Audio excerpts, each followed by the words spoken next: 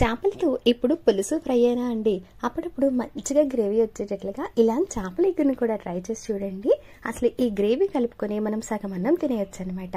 మరి సింపుల్గా అయిపోయి ఈ చేపల ఎగురు కోసం ముందుగా వాష్ చేసి పెట్టుకున్న చేప ముక్కల్లో రుచికి సరిపడా ఉప్పు, పసుపు, కారం, అల్లం వెల్లుల్లి పేస్ట్ వేసి బాగా మిక్స్ చేసుకున్నాక ఒక హాఫ్ అన్ అవర్ పాటు మ్యారినేట్ చేసుకోండి.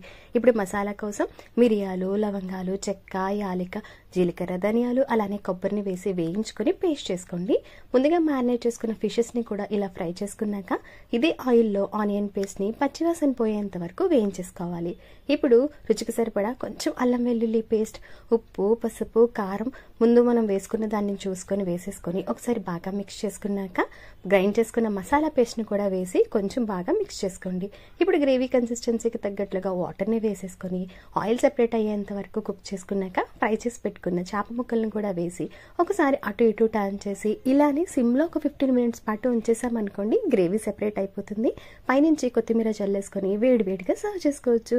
చాలా అంటే చాలా యమ్మీగా ఉంటుందండి. ఓసారి కంపల్సరీగా ట్రై చేసి చూడండి.